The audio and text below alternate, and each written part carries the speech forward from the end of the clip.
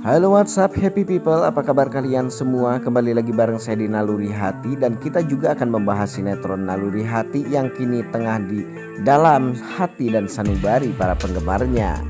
Oke guys, episode kali ini menyuguhkan banyak kejadian yang cukup membuat kita bahagia tentunya. Namun ada juga beberapa bagian yang memang membuat kita kecewa di episode kali ini ya.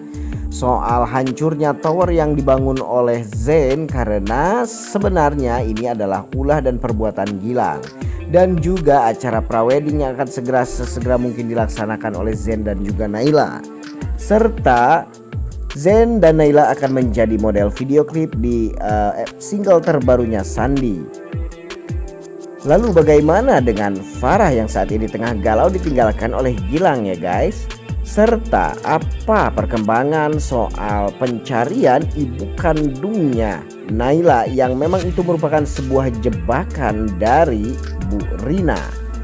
Oke, saya mau absen dulu kalian para penggemar sinetron Naluri Hati dari mana saja.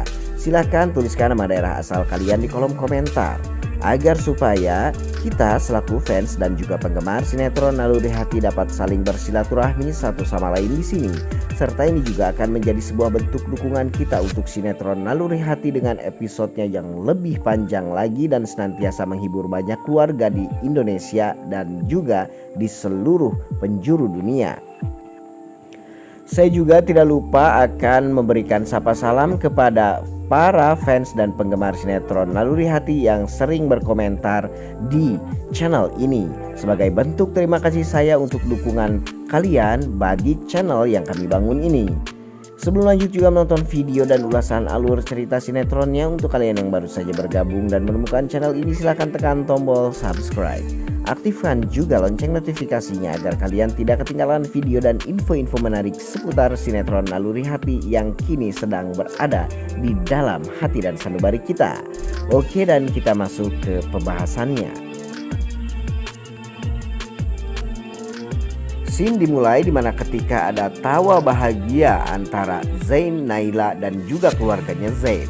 Di situ juga ada Farah yang turut berbahagia atas akan terlaksananya prawedding antara Zain dan Naila. Di sini Farah memberikan sebuah masukan kepada mereka soal siapa kira-kira yang akan menjadi juru fashion untuk prawedding antara Naila dan Zain. Sarah merekomendasikan Dinda yang diperankan oleh orang lain untuk merekomendasikan hal tersebut karena dinilai oleh Sarah, Dinda merupakan sosok perempuan yang sangat modis sekali. Akhirnya Zain pun menyetujui itu dan meminta Farah untuk mengkondisikan semuanya agar supaya mereka tahu-taunya sudah jadi dan juga tertata rapi. Baik, tak lama berselang dalam obrolan yang sangat membahagiakan itu pun, Zain menerima telepon dari perusahaan cabangnya yang di Bali. Ternyata karyawannya mengabarkan kepada Zain bahwa tower yang sedang mereka bangun sudah diacak-acak dan dihancurkan oleh komplotan preman. Karyawan ini berkata dia juga tidak mengerti. Biasanya jikalau preman itu ingin malak, dia sudah memberikan peringatan terlebih dahulu dan hanya meminta sejumlah uang. Ini begitu saja dia datang dan juga menghancurkan. Jadi Zain sudah bisa curiga bahwa ada orang di balik semua ini. Alih-alih bakal curiga kepada Gilang, Zain malah menelpon Gilang untuk meminta tolong kepada Gilang. Nah, di sini juga sih yang menjadi masalah dan juga kendala sebetulnya. Akhirnya Bu Hanum pun bertanya kepada Zain melihat ekspresi muka Zain yang sangat panik dan juga kusut itu. Ada apa sebetulnya Zain? Apa kira-kira kejadian yang menimpa dirimu? Zain pun menjelaskan semua kejadiannya yang sedetail-detailnya kepada Ibu Hanum. Serta di 4 penjuru mata angin lain ada si Gilang yang sedang ngedumel sendiri. Gilang berkata bahwa sebentar lagi Zain akan hancur dan Naila akan merasakan kehancuran yang diderita oleh Zain. Tujuan si Gilang melakukan hal tersebut agar supaya Zain berada dalam kepusingan yang hakiki, dan juga Zain akan melampiaskannya kepada si Naila agar supaya dendamnya dari masa kecil terbalaskan. Ternyata perlakuan itu gagal dan sia-sia saja guys. Ternyata Zain tidak pernah mau melibatkan Naila dalam suatu masalah apapun. Nah, inilah Zain sebagai sesosok pria yang sangat bertanggung jawab dan penyayang. Dia tidak ingin membuat perempuan yang dikasihinya itu merasakan semua penderitaannya dalam dunia pekerjaan. Di scene lain, di mana ada si Alice yang sedang memakai kacamatanya Kurt Cobain. Entah dia ingin ikut ke dalam perhimpunan musisi grunge se-Indonesia ataukah justru ini hanya action belaka. Nah, di sini si Alice pun merengkak untuk mengetok pintu kamarnya Agnes. Dia berpura-pura mengetuk pintu untuk mengantarkan sebuah jus yang berada di tangannya. Namun dia dikejutkan saat masuk ke kamarnya Agnes. Dia tidak menyaksikan keadaan Agnes di sana. Dia langsung menelpon Agnes dan ternyata yang mengangkatnya itu adalah seorang polisi dari kantor polisi. Ya iyalah, dari kantor polisi. Dan polisi itu pun menjelaskan bahwa anak ibu sekarang sudah berada di dalam tahanan atas tuduhan dia bersekongkol dengan Bondan, melakukan kejahatan dan juga penyebaran narkoba di daerah Jakarta Selatan. Alice pun sangat terkejut dan sangat tidak menyangka sekali bahwa ternyata anaknya saat ini sedang mendekam di balik jeruji besi. Akhirnya dia memohon kepada Pak Polisi agar supaya Pak Polisi membebaskan Agnes karena dinilai oleh dirinya Agnes merupakan anak yang baik-baik, hanya saja dia terpengaruh oleh Bondan. Akhirnya polisi itu pun menyuruh Bu Alice untuk datang ke kantor polisi dan menandatangani surat jaminan jikalau memang Agnes merupakan perempuan baik-baik.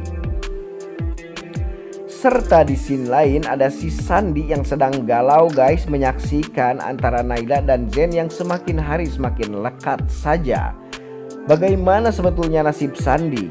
Lalu apakah Sandi akan terus diam dan mengikhlaskan hubungan antara Naila dan Zain, sementara kenangan-kenangan manis yang indah di belakang mereka terus terngiang-ngiang dan terbayang-bayang di otak dan isi kepalanya si Sandi?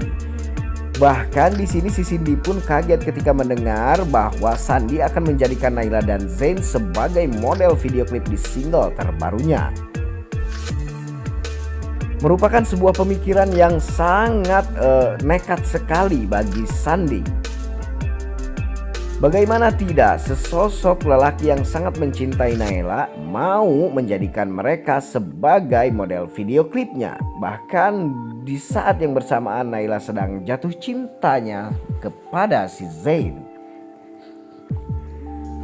Lalu di scene lain lagi nih guys, ada pertemuan antara si Zain dan si Gilang. Di sini Zain meminta bantuan kepada Gilang agar supaya Gilang memberikan deadline tenggang waktu kepada dirinya untuk memperbaiki semua kerusakan yang sebetulnya itu disebabkan oleh Gilang sendiri.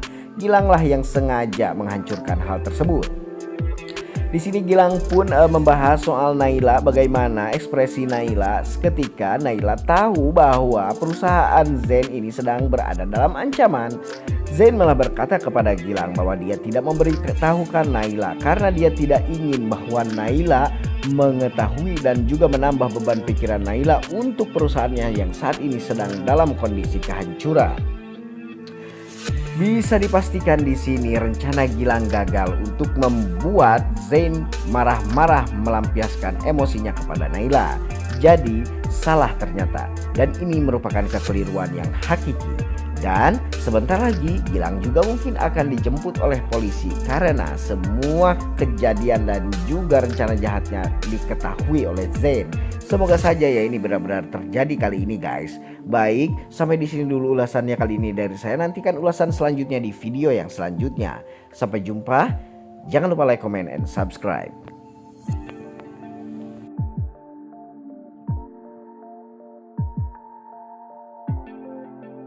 Thank you.